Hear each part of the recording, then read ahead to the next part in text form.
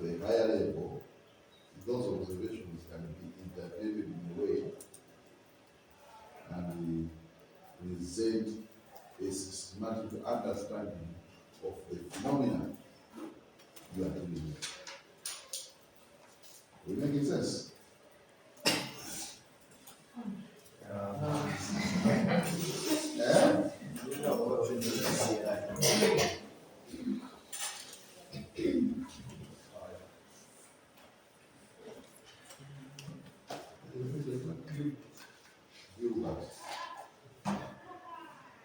You are studying what?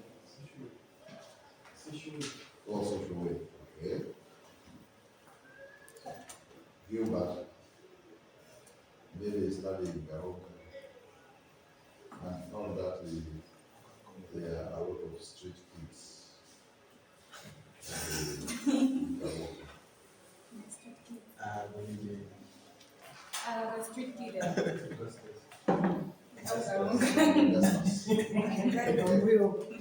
Augustus has made a study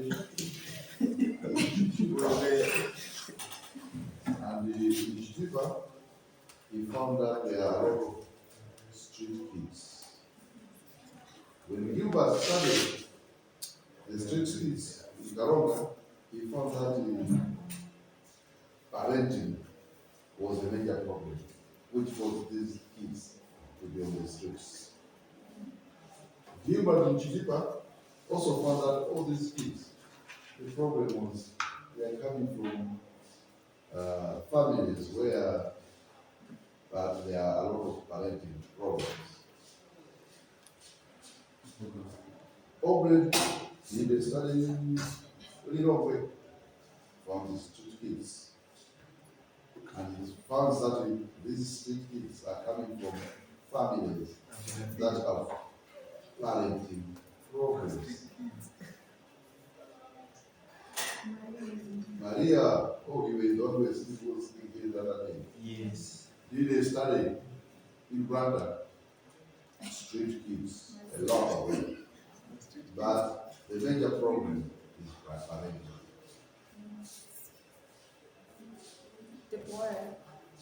Deborah comes up and says, what Gilbert found, what Augustus found, what Aubrey found, what Maria found, shows that the problem of street kids in Malawi is being caused by parenting problems. So parenting, poor parenting is resulting in the problem of street kids. What she has done is integrating what he found, what he found, what he found, and what she found. And she's presenting it in a systematic manner, coming up with a general statement based on the isolated observations. So she's just making conclusions. She's making a conclusion. So what if Aubrey wants to make conclusions about the findings of this? Aubrey will have made his own conclusions based on his findings. Because in his findings, which he did in Europe, and he found that the street kids were coming from families where there is poor parenting. He would be required to make a conclusion. But that conclusion will not be about Malawi. It will be about the street kids he observed in Europe. So that's why I'm asking now. Yes, I'm going to conclusion now. As then I need information about this. Yeah, he can. He can, yeah. He can. Yeah. So And what you will be doing at that level will be now integrated. Yes. I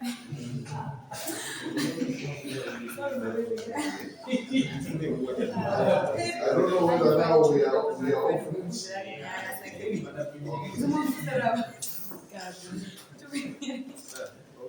So, and when you're integrating those isolated ideas, you are coming up with theory. Okay? So when people talk about theory, based on observations that have been done in various studies and integrated in a systematic manner for people to understand what the phenomena is saying. So if you read in the literature and you find the Ohm's law. Ohm's law says when the electrons are passed through a piece of material, they will generate heat. And that heat can be turned into electricity. That's Ohm's law. Yeah? That's the theory. But how did he come up with that theory? Somebody collected a study in iron, passed electrons in a piece of iron, and that heat was being generated. Somebody did the same in copper. Somebody did the same in silver. Somebody did the same in another piece of metal, another piece of wood, whatever. They found that the theory, the phenomena is the same.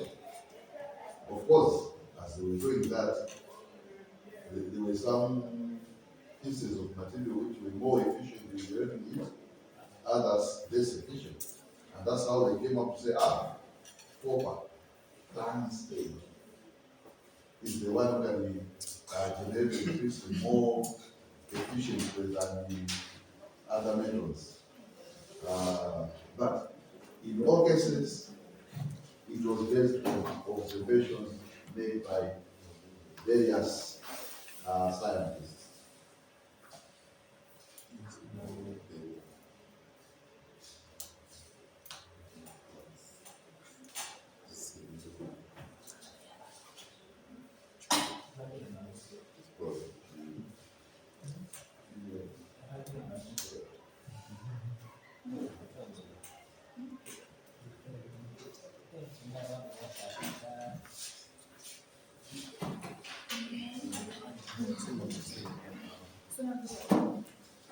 And from the various scientific observations that were made, he came up with that generalization, which was theory. And actually, when theory gets more observations supporting it, then the theory actually changes its status to a law. So it means that the Ohm's law, before it became a law, it was a theory from the various observations. But scientists didn't stop with those observations. They continued. And they continued confirming that theory to reach a point where we say, no, now we can make it a law to say when you pass electrons through a piece of material, it will generate heat, which can be used for the motion. Let's see.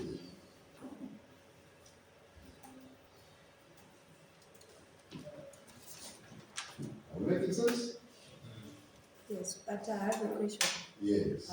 Using the example you gave of Aubrey, Debbie, and Gilbert, you integrate the findings, right? Yes. But how do you systemize them?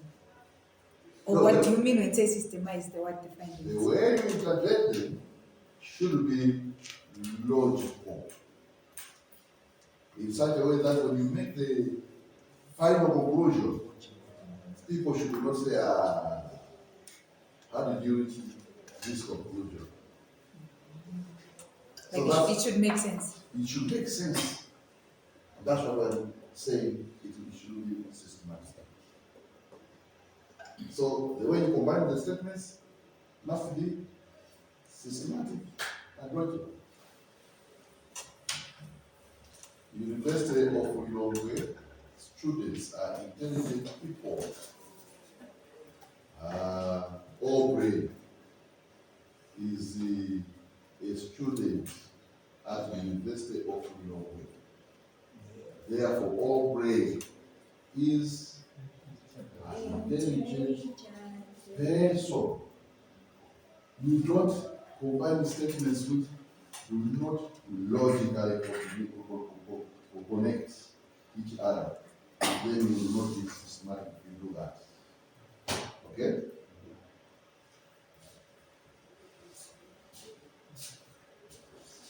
And by the way, that question you have asked is a very good question. Eh? When you are reading some of the research reports, you will find people combining statements of facts which don't seem to make logical sense, and then coming up with a conclusion. You should be able to say, conclusion is okay. It must be systematically done.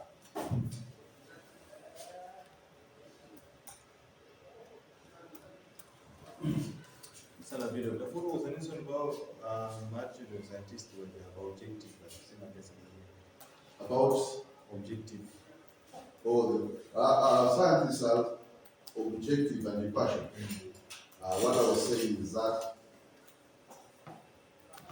their conclusions are not based on their opinions. Even if your opinion might have been that the university students must be intelligent people and have a strong opinion based on good evidence.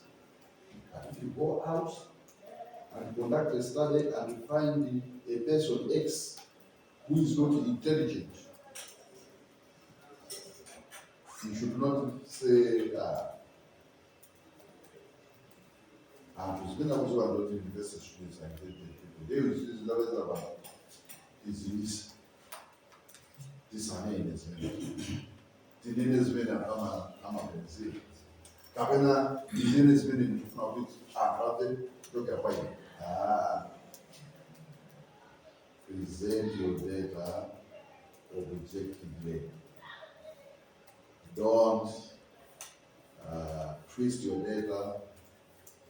Don't hide your data just because you want to project your opinion. No. You go out to do the study because you have a certain opinion based on the hypothesis set.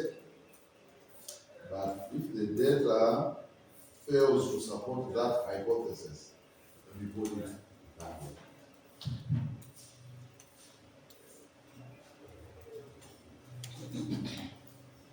Then we can trust you to be scientists. And by the way, that statement also leads to what I said later, to say that when scientists are reporting their findings, they are not going to be talking about the moral implications of those findings.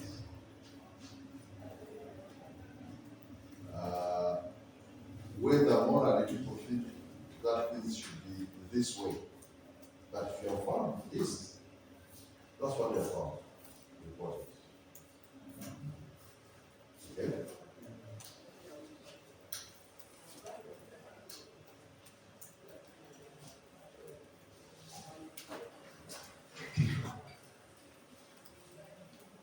So, the purpose of the theory is basically what I just said earlier in this slide 8.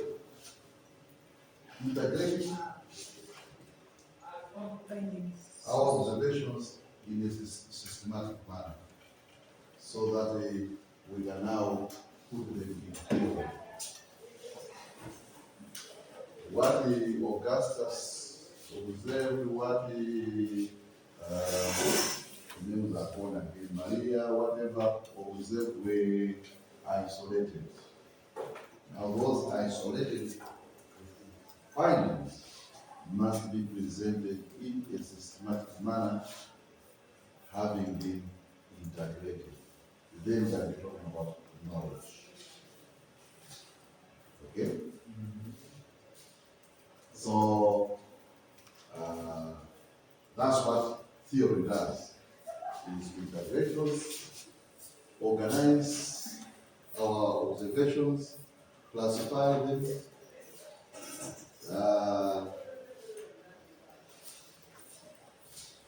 He was looking at the street kids, but in the process of looking at street kids, he looked at the parenting patterns. He did the same, he did the same, she did the same. And what is she doing? She is classifying these issues and combining them.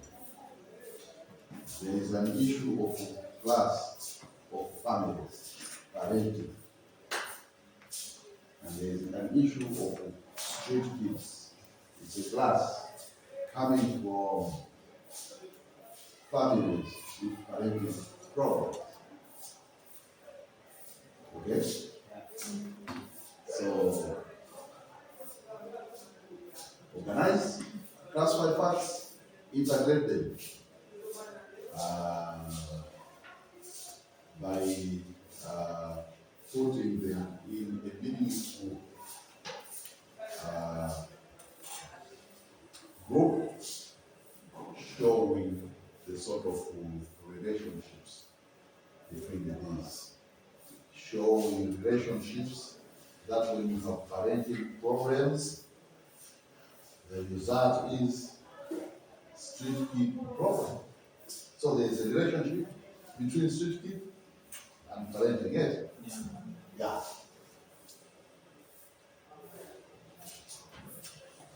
Question. Yeah. In some other fields of brain, maybe social work, early childhood, maybe things to do with humanities, you mentioned something today like we shouldn't really focus on the morals too much. So like today, how do you use, let's say you want to do a certain study and then find out the morals of the humanities, behaviors and how they affect. Kama mtu avonbili. Right? Kama mtu azotizini. This question is most of our sciences, especially us here, all of us, our disciplines are about it.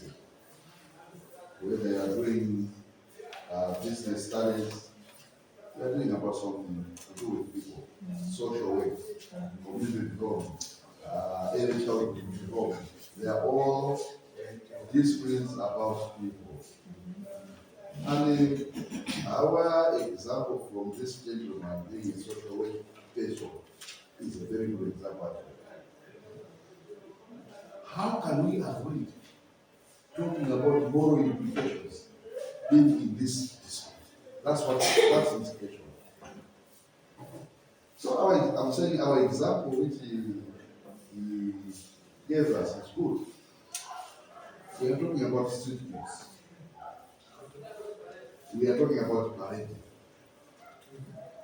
You know that the moral as the Malawians, we don't like to see street kids. We think that the issue of having beggars on the streets is bad. It should not be accepted. But when he went out to do his study and found that, oh, this problem of street kids is coming from parents, in terms of the moral implications, we need to deal with the parents in order to remove the street kids from the streets. Right? But in his conclusions, he's not expected to say, go out and punish these parents who are not taking care of their kids. No. He is just reporting to say, from my observations, there are a lot of street kids in Karonga, and these street kids are coming from families where they are parenting problems. Full stop. So the moral implications, that is a job of another person. That's where now the politician will come up with policies to say parents must be required to take care of their kids. You have a question? Yeah, so basically what you're trying to tell us is you don't provide a solution. No, providing is providing the information. Your role as a scientist is to provide, to generate information, which will be the solution. But how that information is going to be used is not your role. You have provided. Somebody else will come in and say,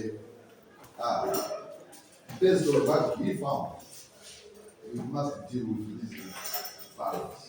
Physically. Maybe we need to maybe we need to take all these parents to prison because they are not doing a good job. That's some of the job. Okay?